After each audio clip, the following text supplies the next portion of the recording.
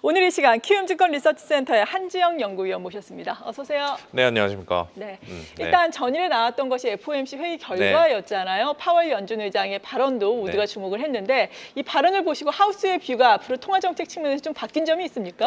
조금 바뀌었습니다. 네. 원래 저 같은 경우도 6월 달에 금리 인하를 전망을 했고 총 연내 2회를 전망을 했는데 그 2회 전망은 변하지 않았지만 금리 인하 첫 시점이 6월에서 저도 7월로 좀 한 달 정도는 바꿨다라고 좀 말씀을 드릴게요.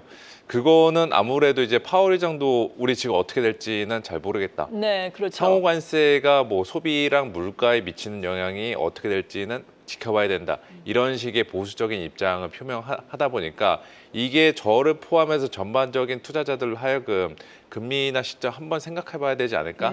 이거를 유발한 것 같아요. 그래서 저 역시도 지금부터 한 2달 정도는 관세가 이제 실제 미국의 물가나 소비, 고용 시장에 미치는 영향들을 불가피하게 확인을 해야 된다라고 보고 있거든요. 그거를 감안해서 저도 7월 달로 좀 미뤘다라고 좀 말씀을 드릴게요. 네, 선제적 금리 인하는 하지 못하고 일단은 경제 지표가 미치는 영향을 확인을 하면서 결정을 할 것이다. 이에 따라서 기준금리 올해 연 2회 인하를 할 것이지만 그 시기는 다소 미뤄졌다라고 말씀을 해주셨는데 그렇다면 한국은행의 결정은 어떨지 궁금합니다. 이달에 또 금리 결정이 있잖아요. 네, 보통 이제 연준의 통화정책 보면서 이제 비슷하게 발을 맞춰가는 게 우리나라 통화정책 경로의 일반적인 경향인데 또 미국이랑 한국이랑 또 상황이 다르잖아요. 그렇죠. 얼마 전에 성장률도 별로 안 좋게 나오고 또 계속해서 저성장 우려가 있다 보니까 그 5월 달에 많은 분들이 예상을 하시겠지만 금리 인하는 한국은행이 단행을 할 것 같습니다. 아무래도 경기 부양 차원에서 단행을 한다라고 보시면 될 것 같고요. 만약에 그랬을 때 또 이제 한번 헤드라인으로 잡힐 만한 게 한미 금리차 확대, 그렇죠. 달러 환율 급등, 이거 어쩌나 이런 식의 이야기가 나올 텐데 많이 경험해 보셨을 텐데 단순히 미국과 한국의 금리 차가 환율의 결정 변수는 아니다. 환율은 최근에 뭐 뒤에서도 말씀드릴 수 있지만 다양한 외적인 요인들의 영향을 받는 거지 어느 하나만의 그 금리 차라는 요인에 의해서 결정되지는 않는다. 이렇게 보시면 될 것 같습니다. 대신에 증시 입장에서는 아이디어가 될 수 있는 게 내수 경기와 관련된 주식들은 이미 싸질 만큼 많이 싸진 상태에서 모멘텀이 조금 더 붙었으니까 내수주들 저희가 한번 다시 관심을 가져볼 필요가 있다. 이렇게 말씀을 드릴게요. 네, 내수라면 향후 추경에 대한 기대감도 덧붙일 수 있을까요? 맞습니다. 네. 그렇군요. 그리고 지난 거래 일에 SK 하이닉스를 필두로 한 반도체가 좀 강세를 좀 보였던 것은 미국에서 또 AI 반도체 수출 통제 정책 폐기하겠다 이런 소식 아니겠습니까? 물론 개별 또 나라별로 다시금 협상을 할 예정이긴 하지만 이러한 뭐 AI 반도체에 대한 변수들은 앞으로 어떨 것으로 보십니까? 반도체 변수들은 계속 있을 것 같아요. AI 그 칩 규제는 바이든 정권 때 만든 규제를 철폐한다라는 거지. 그렇죠. 트럼프는 그거 밀어버리고 새롭게 우리가 세팅 규제하겠다라는 입장을 표명했습니다. 또 이제 반도체 개별 품목에 대한 관세도 남아 있긴 하잖아요. 근데 저는 그거보다는 반도체 쪽에 대해서 미국은 그렇게 많은 규제를 하지 않을 것 같아요. 왜냐하면 중국과 AI 쪽의 패권 경쟁을 하기 위해서라면은 규제를 통해서 산업을 죽이기보다는 오히려 정책적인 지원들 중간중간 해줄 것 같거든요. 그래서 저는 반도체에는 저희가 관세를 생각하기보다 그 관세가 만들어낸 여진들, 전방 수요가 얼마나 불확실성이 높아질지 이게 관건일 것 같고 그래서 뭐 SK 하이닉스도 그렇고 삼성전자도 그렇고 3월 달에 주가가 뭐 실적 턴어라운드, 업황 반등 기대감에서 올랐다가 최근에 주가가 꺾인 것도 2분기 이후에 우리가 상황이 어떻게 될지 모르겠다. 이 불투명성 때문에 빠진 것 같거든요. 그래서 아까 제가 연준 그 파트에서도 말씀드렸다시피 증시도 그렇고 그 매크로 단에서도 그렇고 전체적으로 5월 달, 6월 달 이 2달 동안의 데이터가 많이 중요해졌다라고 좀 보시면 될 것 같아요. 하나 덧붙여서 얘기를 드리자면은 그 4월 말 이후에 중국에서 미국으로 들어가는 물량들이 거의 많이 급감을 했잖아요. 이게 어떻게 보면은 공급망 충격이 시작됐다라고 볼 수가 있거든요. 그게 본격적으로 데이터나 가격들에 반영이 되는 시점이 제가 봤을 때 5월 하순 혹은 6월 달부터니까 그래서 저는 이 2달 정도의 데이터는 불가피하게 저희가 확인을 하면서 대응을 해가는 그 시기가 될 거다. 이렇게 말씀을 드리겠습니다. 네, 그렇다면 전방 수요의 감소라든지 네. 관세 여파가 데이터로 악재로서 확인이 된다면 주가의 추가 조정 가능성도 염두를 해야 된다고 보세요? 추가 조정인데 뭐 그 전저점 테스트는 아니고 이제 많이 못 올라가겠죠. 하반기에도 시장 그러겠죠. 별로 예. 자체가 재미없겠죠. 근데 대신에 저는 아직 뭐 그렇게까지는 보고 있진 않고 오히려 지금 2분기, 그러니까 5월달, 6월달 2달 정도는 조금 이제 상단이 막혀 있는 재미없는 흐름은 보이다가 오히려 3분기 이후로 지나면서 관세에 대한 불확실성도 좀 많이 걷어내고 갈 것 같습니다. 그러면 지수 자체도 2분기보다는 3분기가 좀 더 좋은 흐름을 보일 거다. 이렇게 말씀을 드릴게요. 네. 그리고 외환 시장의 변동성이 지금 너무나 크게 확대가 됐잖아요. 6개월 내 최저치까지 또 1,400원을 하회하면서 하락을 하다가 오늘은 또 1,400원 위로 올라섰단 그쵸. 말이죠. 네. 환율에 대한 밴드 예상은 지금 어떻게 하고 계세요? 1,300원대 얼마 전에 갔다 왔는데 저는 그거 잠깐 갔다 온 거라고 생각하고요. 그래요? 예. 저희는 그냥 1,400원대 초반에서 1,400원대 중반 이 레인지에 당분간 갇혀 있을 것 같아요. 최근에 환율이 1,300원대 간 거는 여러 가지 해석들이 존재했었잖아요. 네. 뭐 수급적인 요인들도 있고 대만 보험사들의 뭐 매도 이야기도 있고 그렇죠. 그런데 본질적으로 그렇게 강세가 됐던 거는 달러화 대비 다른 통화가 강세가 됐던 거는 무역 협상에 대한 기대감들이 반영됐기 때문인데 지금 협상과 관련해서 영국이랑은 좀 잘 넘기긴 했는데 영국은 사실상의 난이도가 가장 쉬운 국가였고 네. 이제 끝판왕 중국을 포함해서 다른 국가들이 중간 보스급들이 대기하고 있잖아요. 이게 만만치는 않을 겁니다.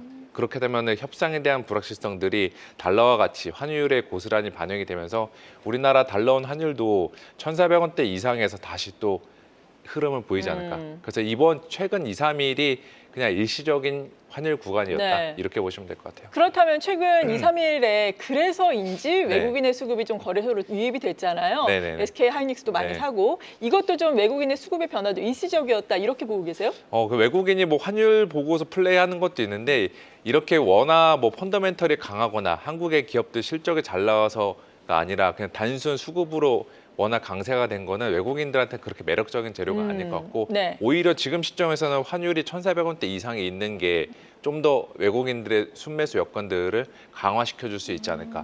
특히나 환율 효과는 저희가 계속 누릴 수가 있는 거잖아요.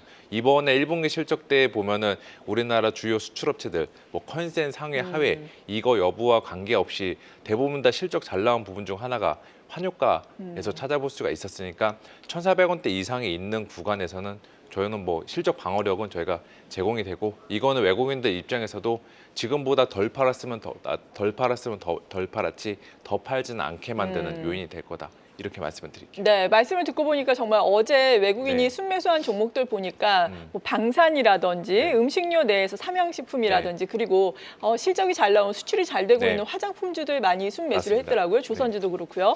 우리나라의 실적 순항은 계속해서 이어질 것으로 보시나요? 이것도 저도 네. 어지간해서 시장 좀 좋게 보는데 이게 단기적으로는 조금 이제 헷갈리게 하는 부분이 1분기 실적 잘 나오고 나서 2분기 추정치들을 살펴보면은 올라가고 있어요. 그러겠죠. 1분기 잘 나왔으니까 2분기도 네. 좋을 거야라는 기대감들이 반영이 되고 있는데 살짝 헷갈리는 부분 지점이 3분기랑 4분기 실적은 계속 내려가고 있습니다. 이거는 제가 중간에 말씀드렸던 것처럼 혹시 모를 관세가 전방 수요나 전체적인 그들의 실적에 어떠한 불확실성들이 가할지 모른다. 일단은 3분기, 4분기 추정치 내려놓고 보자. 이 판단들이 애널리스트 추정치들의 대부분 개입이 된 것 같습니다. 그래서 이렇게 하반기랑 상반기 실적에 대한 전망들이 엇갈리고 있다라는 거. 이게 우리나라 증시에 박스권 갇히게 만드는 2분기 남은 기간 동안에 박스권 갇히게 만드는 요인이 될 거다라고 좀 보고 있습니다. 그렇군요.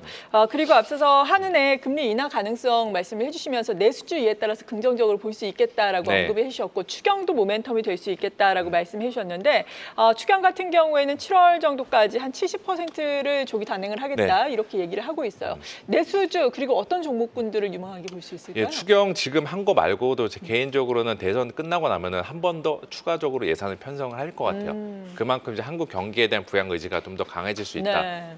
모멘텀 받을 수 있다라는 거고 결국에는 이제 우리나라 그 소매 유통과 관련된 주식들 혹은 요즘에 뭐 수급적으로도 좋은 흐름을 형성을 하고 있는 건설주들 이 두 개 쪽은 저희가 추경 이야기 나올 때 추경 쪽에 조금 내가 거기서 재료를 찾아서 알파를 내겠다. 하시는 분들은 이 두 개 업종에 좀 주목을 해보시면 좋을 거다 이렇게 말씀을 드릴게요. 네. 그리고 앞서서 실적이 잘 나와주고 있는 기업들에 대해서 도움 말씀을 들어봤는데 대표적으로 조선과 방산이 지금 네. 시장의 주도 역할을 톡톡히 하고 있잖아요. 네. 이 부분에 있어서의 실적의 연속성, 성장성은 올해 내내 우리가 전망을 해봐도 되는 건가요? 그렇죠. 저는 그렇게 보고 있는데 네. 지금 조선방산 주도주고 주가 뭐 어제도 뭐 신고하고 그랬지만 이게 약간 계륵 같은 존재잖아요.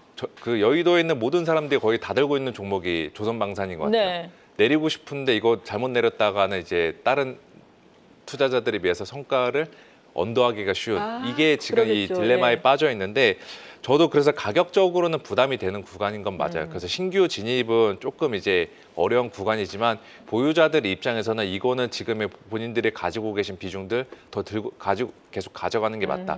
왜냐하면은 관세가 만들어내는 수요의 불확실성들이 계속 지금 뭐 한두 달 정도 상존하는 한 이들 수주를 베이스로 하는 이들 업종들은 그래도 실적 추정할 때 가시성들이 좀 더 높거든요. 그러면 이거 투자자들 입장에서는 일종의 실적 불확실성에서 안전지대가 될 수가 있습니다. 그래서 여기는 그냥 방어적인 성격으로라도 기존의 비중 가져가는 게 맞지 않나라고 보고 있습니다. 그래서 아마 많이 내리고 싶고 이거 팔고서 다른 데로 가고 싶은 네. 욕망들이 많이 들으실 텐데 그래도 너무 많이 팔지는 말고 최대한 그 시가총액 비중대로는 우리가 들고 가자. 이렇게 좀 말씀을 드릴게요. 네, 조선 방사는 시장의 주도주는 가지고 가자, 비중을 유지를 하자라는 전략인데 사실 5월, 6월 투자 전략을 세우는 데 있어서 중요한 것이 앞서 말씀해 주신 네. 것처럼 관세의 여파가 특히나 경제 지표에 미국을 중심으로 한 네. 경제 지표에 어느 정도 영향을 미치느냐잖아요. 네. 사실 지수 자체도 우리가 만족할 만한 수준은 아니더라도 그래도 저점 대비해서 많이 올라갔단 맞죠. 말이죠. 네. 어떻게 투자 전략을 마지막으로 가져가야 될까요? 네, 지금은 그냥 이번 그 6월달 정도까지만 놓고 보면은 그냥 정고점이 저희가 2,680